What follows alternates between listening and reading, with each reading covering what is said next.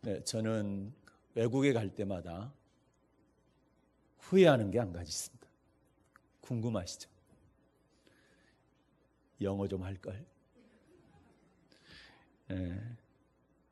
그런데 신기합니다. 갔다 오면 또 안 합니다. 그리고 또 가면 영어 좀 할걸. 여러분은 어떻습니까? 혹시 후회하는 일 없으십니까? 나는 세상 살아가면서 단 한 번도 후회한 적이 없다, 이렇게 말할 수 있는 분이 과연 몇 분이나 될까? 사람들이 이 땅에 살 때에 시행착오도 겪고 후회하면서 살아가기도 합니다. 여러분, 지금은 괜찮습니다. 고쳐나가면 되고 바꿔나가면 되기 때문입니다. 그러나 절대로 후회해서는 안 될 때가 있습니다. 마지막 날 주님 앞에 설 때입니다.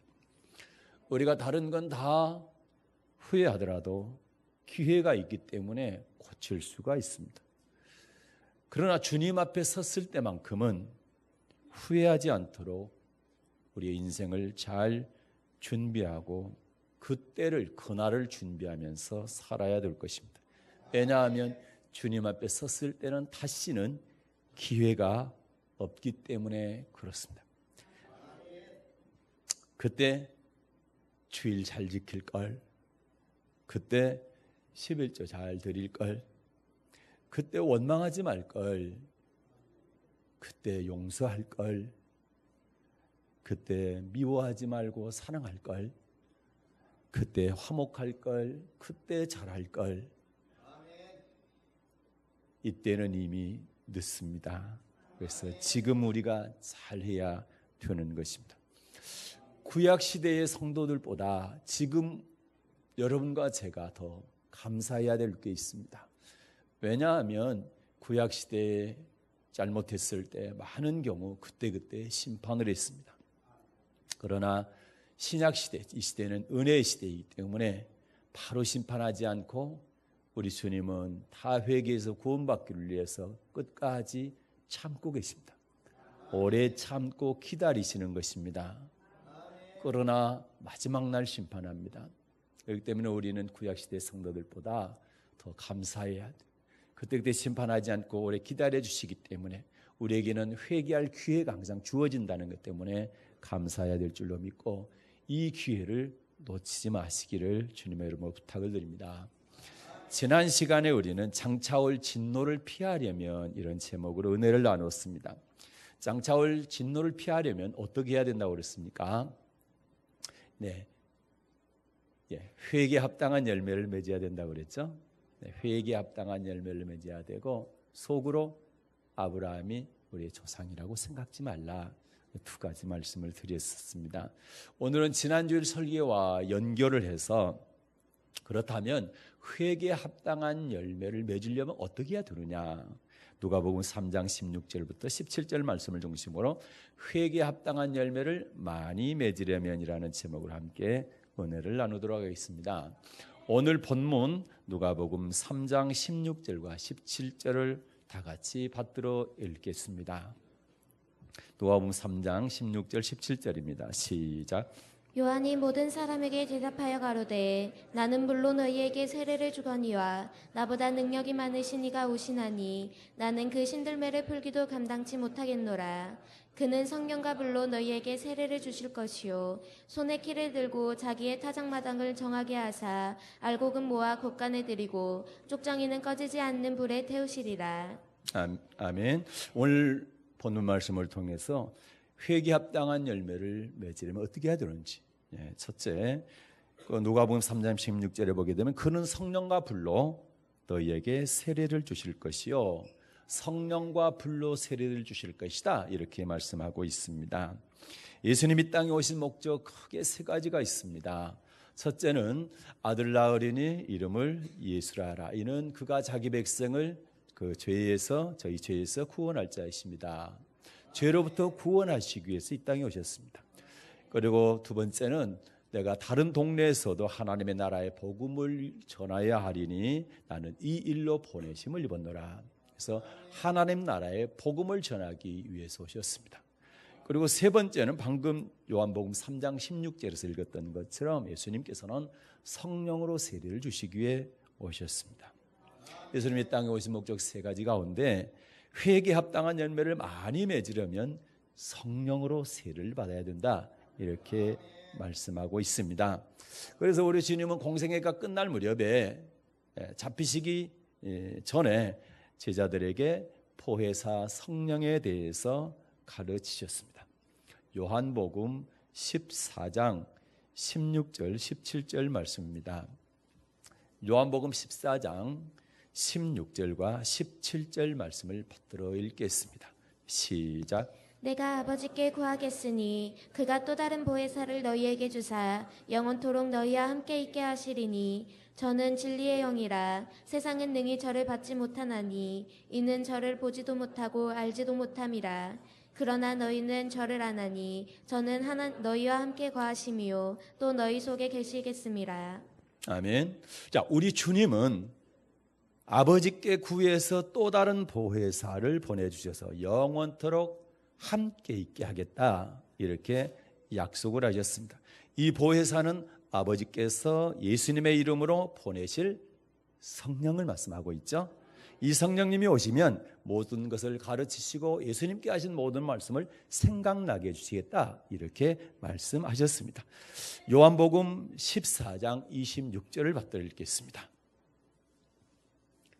요한복음 14장 26절입니다. 네, 시작. 보혜사 곧 아버지께서 내 이름으로 보내실 성령 그가 너희에게 모든 것을 가르치시고 내가 너희에게 말한 모든 것을 생각나게 하시리라. 아멘. 보혜사가 누구라고요?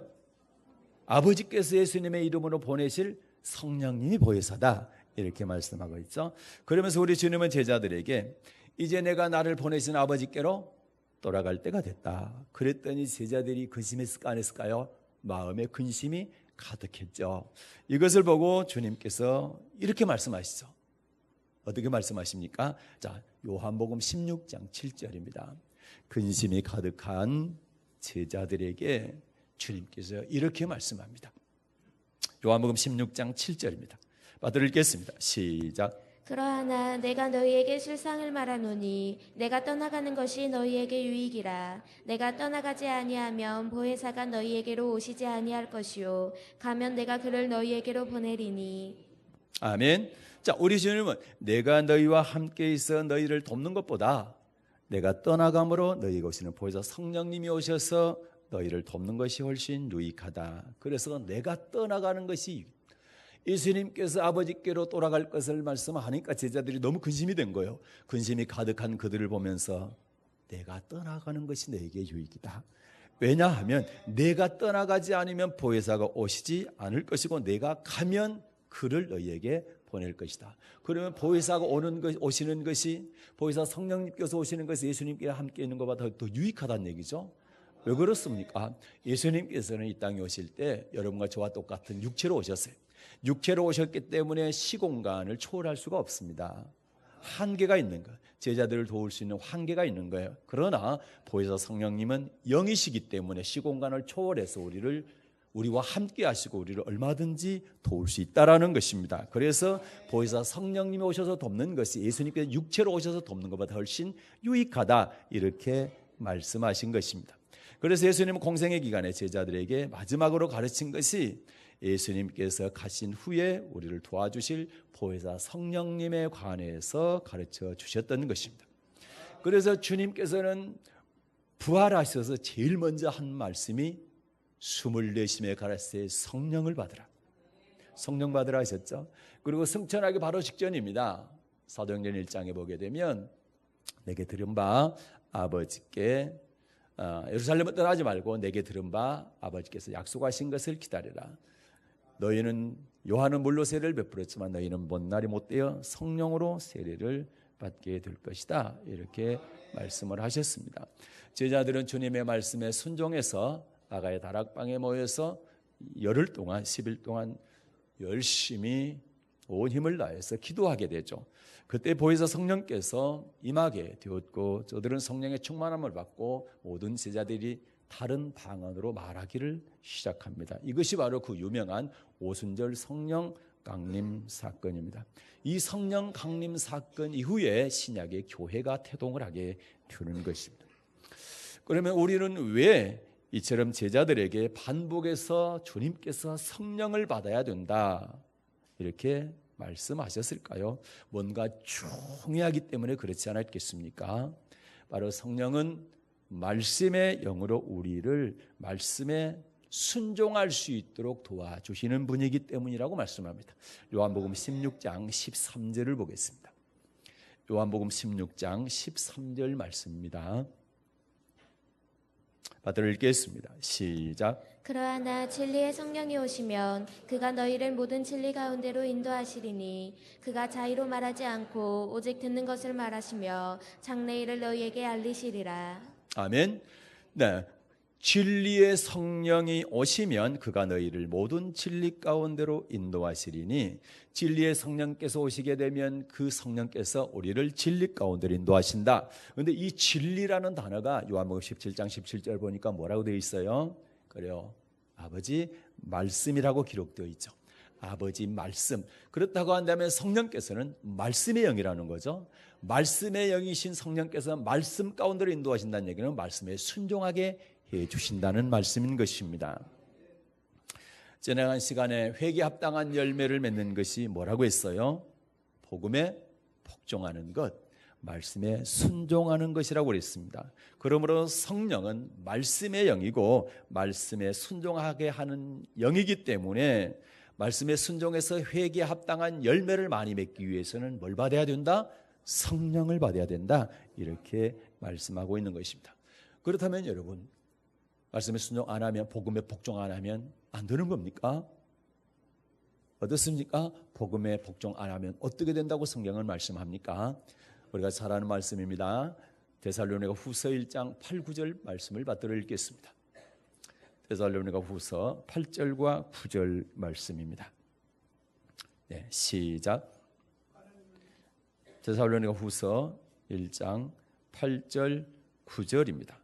시작. 하나님을 모르는 자들과 우리 주 예수의 복음을 복종치 않는 자들에게 형벌을 주시리니 이런 자들이 주의 얼굴과 그의 힘의 영광을 떠나 영원한 멸망의 형벌을 받으리로다. 아멘. 복음에 복종하지 않으면 안 되는 이유를 뭐라고 말씀합니까? 복음에 복종하지 않는 자들에게 뭐가 있기 때문이다? 자, 형벌이 있기 때문이라고 말씀합니다. 그래서 여러분, 복음에 반드시 복종을 해야 된다. 하나님을 모르는 사람도 형벌이 있지만 복음에 복종하지 않는 사람도 형벌이 있기 때문에 우리는 반드시 복음에 복종을 해야 되는 것입니다. 복음은 누구한테 줍니까? 하나님의 말씀은 믿는 자에게 줘요. 왜요? 택한 자와 언약을 맺죠. 언약은 구약과 신약을 언약이라 합니다. 이 언약, 하나님의 말씀은 누구한테 준다고요? 택한 자에게 주는 겁니다. 그래서 택한 자와 언약을 맺습니다. 그래서 택한 사람이 하나님을 믿는 사람, 예수님을 믿는 사람이잖아요. 그렇기 때문에 복음에 복종하지 않는 사람이라는 얘기는 예수님을 믿는 사람 가운데 복음에 순종하지 않는 사람을 말하는 겁니다. 그리고 예수를 안 믿는 사람은 하나님을 모르는 자라 했잖아요.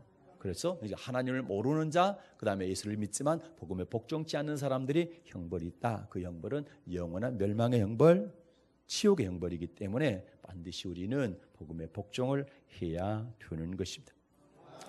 노아 때의 말입니다. 홍수 심판을 받았죠.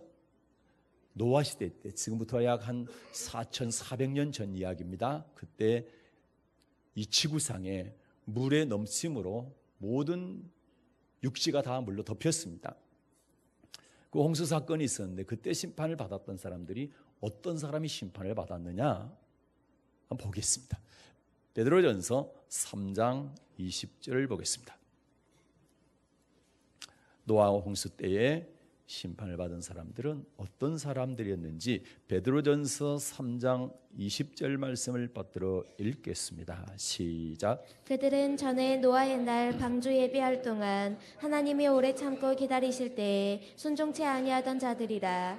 방주에서 물로 말미암아 구원을 얻은 자가 몇 명뿐이니 겨우 8명이라. 아멘. 그들은 전에 노아의 날 방주 예비할 동안 하나님이 오래 참고 기다리실 때 하나님께서 다 회개하고 돌이켜 하나님의 말씀으로 돌아오기를 오래 참고 기다리실 때에 뭐하지 않았다? 순종하지 아니함으로 방주에 들어가지 못하고 물에 넘침으로 말미암아 구원받지 못했다라는 것입니다. 그래서 우리는 하나님께서 오래 참고 기다리실 때에 순종해야 되는 거예요. 지금까지 순종 못했던 것은 회개하고 돌이키고 하나님 말씀에 순종해야 될 줄로 믿습니다. 그러니까 노아 시대 때 믿지 않는 사람들도 심판을 받았지만 믿는 사람들 가운데 순종하지 않는 사람들도 심판을 받았다는 것입니다. 그래서 베드로후서에도 동일한 말씀을 하고 있는데 순종하지 않는다는 말씀 대신에 경건치 않은 사람이 심판받았다 이렇게 말씀하고 있는데 베드로후서 2장입니다. 5절과 6절 말씀도 보겠습니다. 베드로후서 2장 5절과 6절 말씀을 받들어 읽겠습니다. 시작. 옛 세상을 용서치 아니하시고 오직 의를 전파하는 노아와 그 7 식구를 보존하시고 경건치 아니한 자들의 세상에 홍수를 내리셨으며 소돔과 고모라 성을 멸망하기로 정하여 죄가 되게 하사 후세에 경건치 아니할 자들에게 본을 삼으셨으며. 아멘. 자, 이 세상을 용서치 아니하시고 오직 의를 전파하는 노아, 오직 의를 전파하는 노아, 의를 전파했습니다. 하나님을 전파했고 하나님의 심판의 복음을 전파했습니다.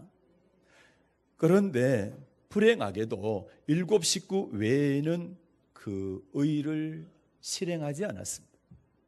그 전파한 의 반드시 물로 심판하게 될 것이다 라고 하는 그 복음을 듣지 않았다는 얘기입니다. 그거를 무시했다는 얘기입니다. 받아들이지 않았습니다. 그리고 그들은 불순종하게 됩니다. 그런데 여기서는 불순종이라는 단어 대신에 경건치 아니하는 자들의 세상에 홍수를 내리셨다. 경건치 아니한 사람. 경건하지 않는 사람은 말씀으로 보게 되면 거룩하지 못한 사람. 거룩은 아버지 말씀으로 거룩하게 된다고 그랬죠. 그래서 거룩하지 못한 사람은 말씀에 순종하지 않는 사람을 말씀하고 있는 것입니다. 그래서 베드로전서 3장 20절 말씀과 베드로후서 2장 5절 말씀은 똑같은 말씀인 것입니다. 틀림없이 노아는 의를 전파를 했습니다. 복음을 전파했다는 것입니다. 복음의 복종에서 방주를 예비해야 구원받을 수 있다라는 복음을 전파했다라는 것이죠. 그러나 그 시대 사람들이 노아의 식구들 외에 노아의 8 식구 외에는 이 말씀을 귀담아 듣지 않았고 복음에 복종하지 않았다라는 것을 알 수 있습니다. 그러므로 말미암아 홍수 심판을 피하지 못하게 된 것입니다. 바울은 누구보다도 이러한 사실을 잘 알았습니다. 그래서 복음에 복종해야 된다는 사실을 누구보다 잘 알았기 때문에 로마서 7장에 보게 되면은 구약의 율법에 대해서 자기는 다 흠없이 지켰는데 신약의 예수님께서도 완전케 한 율법에 대해서 다 지킬 수가 없는 거예요. 그래서 생명에 이르게 할 그 계명이 곧 복음이 생명에 이르게 할 복음이 도리어 나를 사망에 이르게 한다 이렇게 탄식을 하게 됩니다. 그러면서 그가 깨닫습니다. 오라 나는 곤관자로다. 누가 이 사망의 몸에서 나를 건져줄 것인가. 도저히 지옥 갈 이 몸을 구해줄 방법이 구해줄 사람도 없고 구할 방법이 없는데 깨닫게 됩니다. 나를 이 사망의 몸에서 지옥 갈 이 몸에서 나를 건져줄 방법이 있다라는 것을 깨닫게 된 거죠. 그게 바로 오늘 서신서 읽었던 로마서 8장 1절부터 4절 말씀인 것입니다. 로마서 8장 1절부터 4절 말씀을 받들어 읽겠습니다. 로마서 8장 1절부터 4절입니다. 시작. 그러므로 이제 그리스도 예수 안에 있는 자에게는 결코 정죄함이 없나니 이는 그리스도 예수 안에 있는 생명의 성령의 법이 죄와 사망의 법에서 너를 해방하였음이라. 율법이 육신으로 말미암아 연약하여 할 수 없는 그것을 하나님은 하시나니 곧 죄를 인하여 자기 아들을 죄 있는 육신의 모양으로 보내어 육신의 죄를 정하사 육신을 쫓지 않고 그 영을 쫓아 행하는 우리에게 율법의 요구를 이루어지게 하려 하심이니라. 아멘. 신약의 율법을 예수님께서 가르쳐 주신 그 완전까진 그 법을 지켜야 생명을 얻게 된다. 그 율법을 지킬 수가 없게 되니까 내가 사망에 이르게 됐다. 오라 나는 곤관자. 내가 사형 선고 받아서 이 사형성을 피할 수가 없는데 어떻게 해야 되느냐? 한탄하고 있을 때 그가 깨달은 게 뭡니까? 그래요.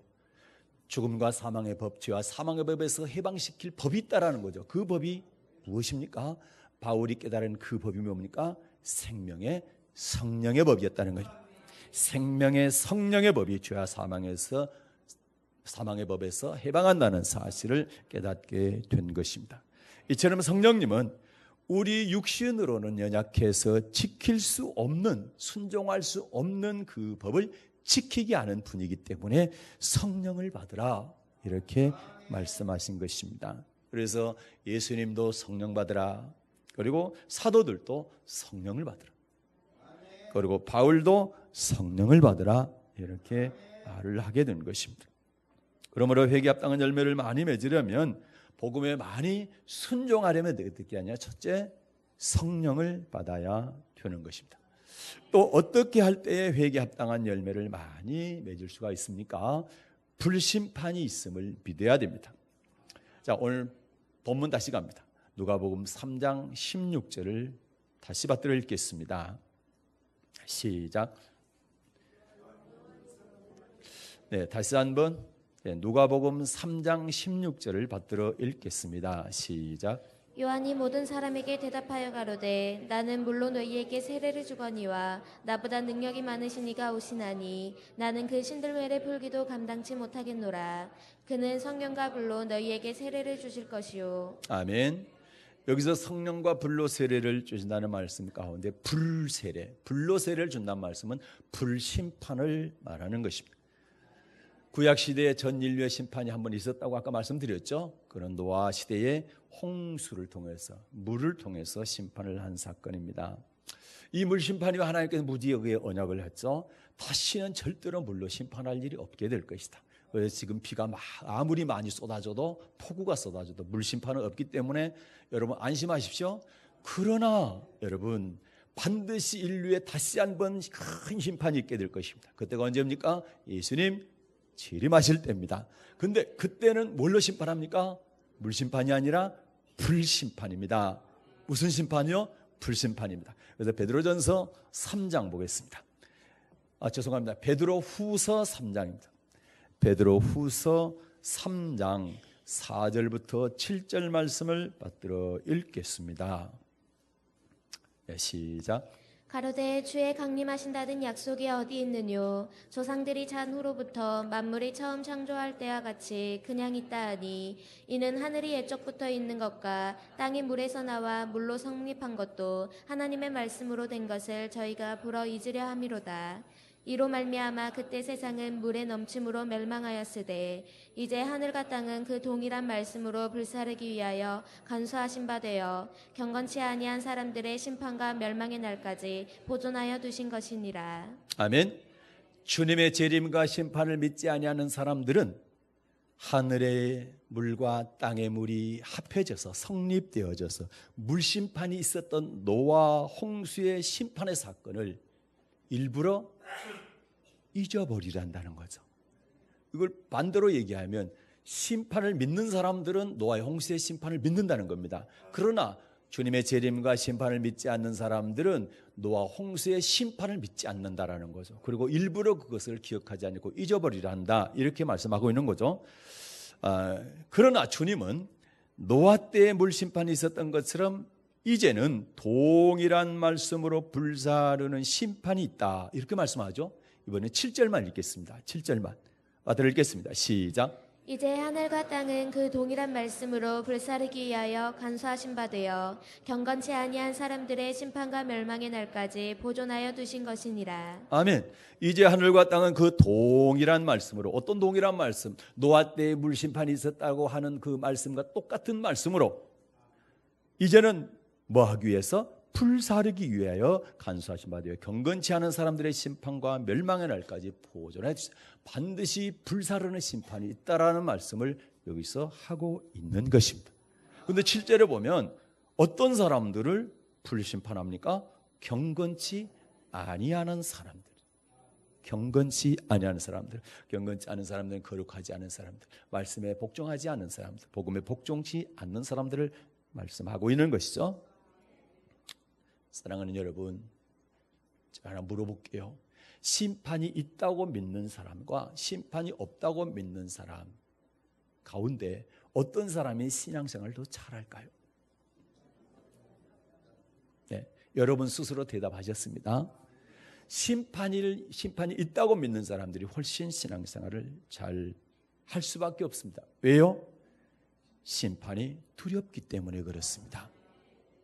심판이 없다고 한다면 안심하고 복음에 복종 안 해도 된다라는 생각을 갖게 될 것입니다. 그러나 복음에 복종치 않으면 심판이 있다라는 사실을 믿는다면 복음에 복종하기 위해서 애쓰고 힘쓸 수밖에 없는 것입니다. 물론 복음에 복종하는 것은 우리의 힘이 아니라 하나님의 능력으로 복음에 복종할 수가 있습니다. 그래서 성령 받으라고 말씀하셨고, 그래서 불심판이 있음을 믿어야 된다는 것입니다. 그런데 제가 직접 어떤 분한테 들었는데, 심판에 대해서 말을 하면은 그거는 성도들로 하여금 두려움을 조장하는 것이기 때문에 그건 안 된다라고 말하는 사람이 있었습니다. 여러분, 성경에 심판이 있다는 말씀을 그대로 전했는데 그것이 성도들에게 두려움을 조장하기 때문에 그런 말을 해서는 안 된다라고 하는 것이 과연 옳습니까? 스스로 판단해 보시기 바랍니다. 또 많은 그리스도인들은 심판은 교회 밖에 있는 것이고 교회 안에는 심판이 없다라고 생각을 하고 있고 그렇게 믿고 있는 분들이 상당히 많은 것 같습니다. 그러나 성경은 교회 밖에서도 심판이 있지만 그거는 이미 심판받았지만 교회 안에부터 심판을 한다 이렇게 말씀하고 있기 때문에 우리는 하나님의 말씀인 성경을 믿어야 될 줄로 믿습니다. 베드로전서 4장 17절과 18절 말씀을 받들어 읽겠습니다. 베드로전서 4장입니다. 17절 18절 말씀입니다. 받들어 읽습니다. 시작. 하나님 집에서 심판을 시작할 때가 되었나니 만일 우리에게 먼저 하면 하나님의 복음을 순종치 아니하는 자들의 그 마지막이 어떠하며 또 의인이 겨우 구원을 얻으면 경건치 아니한 자와 죄인이 어디 서리요. 아멘. 하나님께서는 베드로 사도를 통해서 하나님의 집에서 교회의 심판을 시작할 때가 되었다. 하나님의 집은 교회를 말하지요. 그런데 교회에서 심판을 시작한다는 말씀인 것입니다. 그래서 교회 안에 심판에 있을 때, 교회 안에 심판을 시작하게 될 때 의인이 겨우 불 가운데 구원을 받는다고 하면, 불 가운데 구원받는다는 얘기는 불환란입니다. 어떤 환란 가운데서 구원받는다고 한다면 경건치 않는 자, 복음에 복종치 않는 자 어디에 설 수 있겠느냐, 그 마지막이 어떻게 되겠느냐 이렇게 말씀하시는 것입니다. 그래서 히브리서 10장 30절도 보겠습니다. 히브리서 10장 30절 말씀입니다. 받아 읽겠습니다. 시작. 원수 갚는 것이 내게 있으니 내가 갚으리라 하시고 또 다시 주께서 그의 백성을 심판하리라 말씀하신 것을 우리가 아노니. 아멘. 또다시 지금까지 말했는데 또다시 주께서 그의 백성을 심판하리라 말씀하신 걸 우리가 안다. 우리가 알고 있는데 또다시 말한다. 주께서 그의 백성을 심판하리라. 주께서 그의 백성, 우리 주님께서 자기 백성을 심판하신다는 것입니다. 여러분, 구약의 애굽에서 모세 목사님과 함께 광야로 나왔던 이스라엘 백성들은 완벽한 하나님의 백성입니다. 왜냐하면 창세기 15장에서 하나님께서 택하셨죠. 아브라함의 후손을 택하셨잖아요. 그리고 출애굽기 12장에 어린 양의 피를 발랐지 않습니까? 지금 우리로 보면 예수님의 피를 발랐다는 얘기죠. 그 다음에 출애굽기 13장에 보게 되면 불기둥과 구름기둥으로 인도하셨습니다. 지금 우리로 보면 성령께서 인도하셨다니. 그래서 교회 나왔다니. 그리고 홍해를 마른 땅같이 바다가 갈라지고 그 홍해를 마른 땅처럼 걷게 됐습니다. 어마어마한 기적을 체험하게 된 것입니다. 그리고 홍해를 건넌 다음에 여호와 나의 힘이시오 노래시며 구원이십니다 라고 신앙 고백을 했습니다.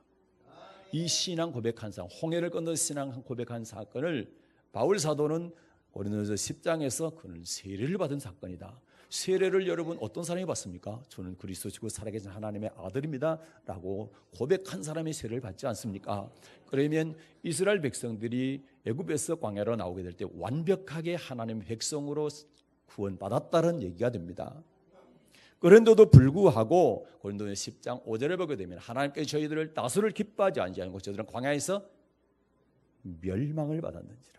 광야에서 멸망을 받았다고 말씀하고 있습니다.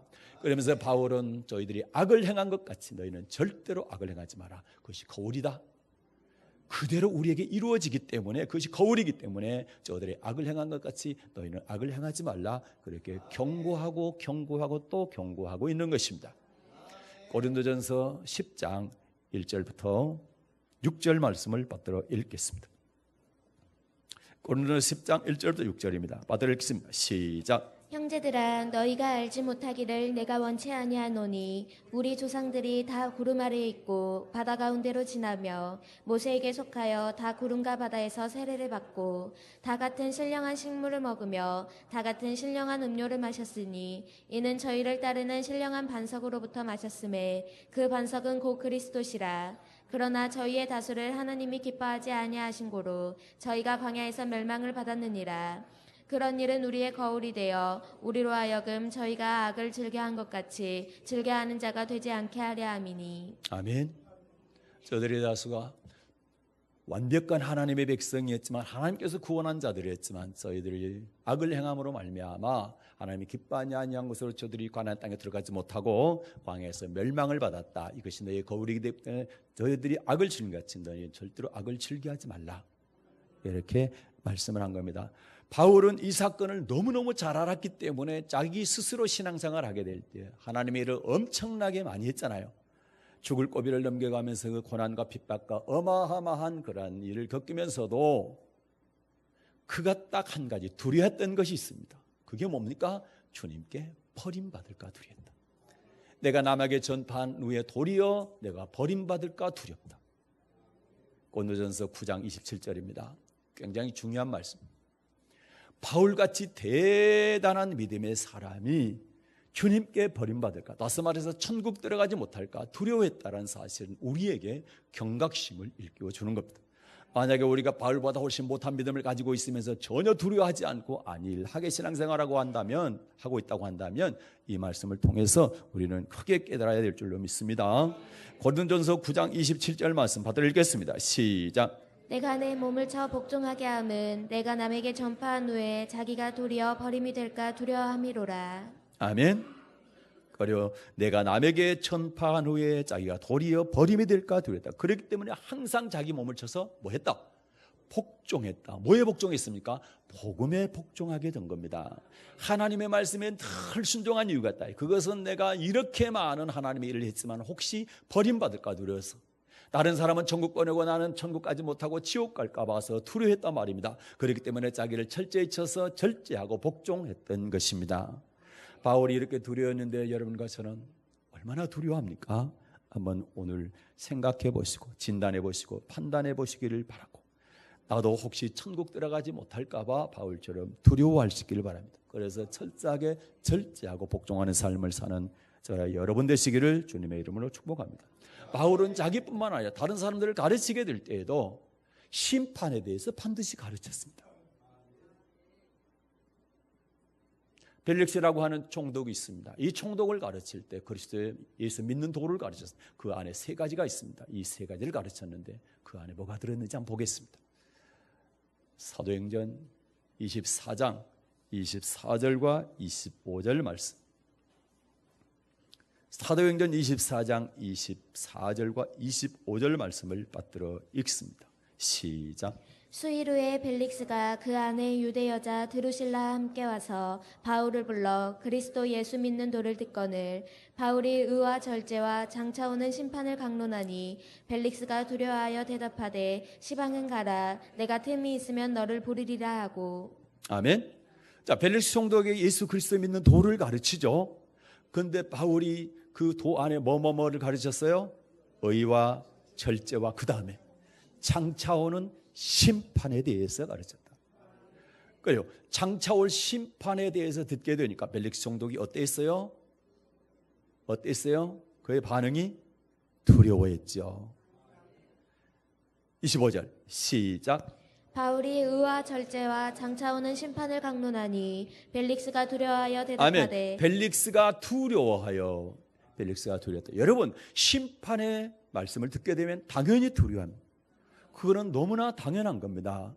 그런데도 불구하고 심판을 설교하게 되면 성도들이 두려움을 갖기 때문에 이거는 협박이다 이렇게 얘기한다고 한다면 이거는 하나님의 말씀과 너무 동떨어진 이야기가 되는 것입니다. 당연히 심판에 대해서 가르쳐야 되고 성도들은 그 심판 때문에 두려운 마음을 가져야 되는 것이고 그 두려운 마음 때문에 더 열심히 신앙생활을 잘 할 수 있게 된다라는 것이죠. 그래서 히브리서 기자도 믿음의 도에 대해서 7가지를 말씀할 때 마지막 7번째 말씀으로 장차올 심판에, 영원한 심판에 관한 교훈을 가르치게 된 겁니다. 히브리서 6장입니다. 1절과 2절 말씀을 받들어 읽겠습니다. 히브리서 6장 1, 2절입니다. 받들어 읽습니다. 시작. 그러므로 우리가 그리스도 도의 초보를 버리고 죽은 행실을 회개함과 하나님께 대한 신앙과 세례들과 안수와 죽은 자의 부활과 영원한 심판에 관한 교훈의 터를 다시 닦지 말고 완전한 데 나아갈지니라. 아멘. 자, 믿음의 도 안에 7가지를 말씀합니다. 첫째는 믿음의 도의 초보가 있다. 두 번째는 죽은 행실을 회개함이 있다. 세 번째는 하나님께 대한 신앙이 있다. 그 다음에 세례들이 있다. 세례가 한 가지만 아니라 세례가 2 이상 세례들이 있다. 그 다음에 안수가 있고 그 다음에 죽은 자의 부활이 있고 마지막으로 영원한 심판이 들어있습니다. 영원한 심판이 들어있습니다. 맞습니까? 그래서 예수님께서도 재림전에 불심판이 있다. 그 다음에 불환란이 있다. 베드로 사도도 베드로후서 3장에서 아까 불심판, 불사르기 위한 심판이 있다고 말씀했죠. 바울 사도를 통해서도 강론할 때 장차올 심판이 있다. 히브리서 기자를 통해서도 영원한 심판이 있다. 이렇게 경고하고 있는 것입니다. 그래서 예수님께서는 제자들을 가르치실 때 세상에 가르치면서 세상에 보내게 될 때에 내가 너희를 보내는 것이 양을 이리 가운데 보냄과 같다 말씀하시면서 너희를 죽이고 핍박하는 자들이 있게 될 것이다. 그때에 너희들은 너희를 죽인다 할지라도 몸만 죽이고 영혼을 죽이지 못하는 자들을 두려워하지 말고 몸과 영혼을 영원한 지옥에 멸하시는 자를 두려워해라. 주님 두려워하라는 겁니다. 심판주를 두려워하라 합니다. 몸과 영혼을 지옥에서 멸하시는 주님을 두려워하라 이렇게 말씀하고 있는 것입니다. 그래서 여러분 우리는 사도신경 할 때마다 예수님께서 여러 가지 예수님에 대한 믿어야 될 것 많지만 또 믿어야 될 것 중에 하나가 예수님은 저리로서 산자와 죽은 자를 심판하러 오시리라는 사실도 믿고 그거를 고백하는 겁니다. 주님은 2000전에 오셨던 주님께서는 우리의 죄를 용서하기 위해서였습니다. 우리를 죄로부터 구원하시기 위해서 오셨습니다. 그러나 다시 오실 예수님, 재림하실 예수님은 죄를 구원하러 오시는 것이 아니라 심판하러 오신다는 사실을 우리는 날마다 신앙 고백하고 있는 것입니다. 그때 심판하실 때 주님은 주님의 말씀으로 심판하시고 주님 말씀에 복종한 사람을 선한 일을 행한 사람, 창조의 목적대로 산 사람, 그리고 주님의 말씀에 복종치 않는 사람을 악한 사람이다 이렇게 말씀하시면서 요한복음 5장 29절에서 선을 행한 사람은 생명의 부활로 악한 일을 행한 사람은 심판의 부활, 다시 말해서 지옥 부활을 하게 될 것이다 이렇게 경고하고 계시는 것입니다. 자, 데살로니가 후서 1장 8, 9절을 다시 한번 보겠습니다. 아까 본 말씀이지만 중요한 말씀이기 때문에 다시 한번 보고 말씀을 마무리하도록 하겠습니다. 데살로니가 후서 1장 8절과 9절입니다. 받들어 읽습니다. 시작. 하나님을 모르는 자들과 우리 주 예수의 복음을 복종치 않는 자들에게 형벌을 주시리니 이런 자들이 주의 얼굴과 그의 힘의 영광을 떠나 영원한 멸망의 형벌을 받으리로다. 아멘. 하나님을 모르는 사람들, 예수를 안 믿는 사람들은 당연히 그 사람들은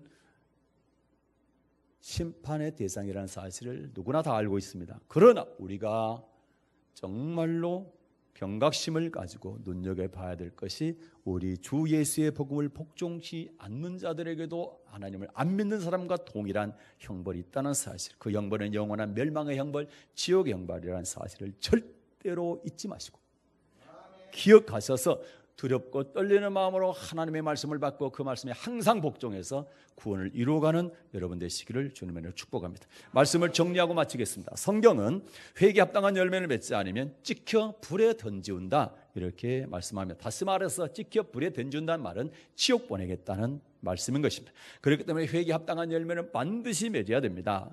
그런데 감사하게도 하나님께서는 회개에 합당한 열매를 맺는 방법을 우리에게 가르쳐 주셨습니다. 어떻게 하면 된다고 합니까? 회개에 합당한 열매를 많이 맺는다고 말씀합니까? 성령과 불로 세례를 받게 되면 회개에 합당한 열매를 많이 맺는다고 말씀합니다. 성령으로 세례를 받는 것은, 성령은 진리의 영이다. 진리는 아버지 말씀이고 아버지의 말씀의 영이기 때문에 말씀의 영께서 말씀에 복종할 수 있도록 우리를 이끌어 가신다. 인도해 가신다. 그렇기 때문에 성령 받으라. 예수님도 24심에 가라사대 성령 받으라. 또 승천하기 바로 직전에도 예루살렘 떠나지 말고 내게 들어와 아버지의 약속하신 것 기다려라. 요한은 물로 세례를 받지만 너희는 몇 날이 못 되어 성령으로 세례를 받게 될 것이다. 아멘. 성령 받으라. 그래서 말씀하신 것이고, 이 예수님의 말씀을 들은 제자들이 120명이 모여가지고 열심히 열흘 동안 기도하게 될 때 마가다락방에서 최초로 보이사 성령께서 임하신 사건이 오순절 성령 강림 사건인 것입니다. 그 다음에 또 하나는 불세례를 받아야 한다. 이 불세례는 불심판을 의미한다. 노아의 때에 물심판이 있었던 것은 예수님 재림 전에는 반드시 불에 사르는 그런 불심판이 있게 될 것이다. 그래서 우리는 두렵고 떨리는 마음으로 하나님의 말씀을 받아서 항상 복종해서 회개에 합당한 열매를 많이 맺어야 될 것입니다. 그래서 성령 받으십시오. 그리고 또 하나는 불심판이 있다는 사실을 꼭 믿으시되, 교회 밖에가 아니라, 교회 밖에는 이미 심판을 받았고, 요한복음 3장 18절에 그랬죠. 예수 믿지 않는 사람들을 그를 믿지 않으면 이미 심판을 받았느니라 했고, 교회 안에, 교회 하나님의 집에서 심판이 있다. 그의 백성을 심판한다. 교회 안에서 알곡과 쭉정이를 고른다는 사실을 여러분 꼭 기억하시고, 언젠가 반드시 주님의 심판대 앞에 설 것입니다. 그때에 잘하였도다 착하고 충성된 종이라고 칭찬을 들으시고 주인의 즐거움에 참여하는, 천국 잔치에 참여하는 여러분 되시기를 주님의 이름으로 축복합니다.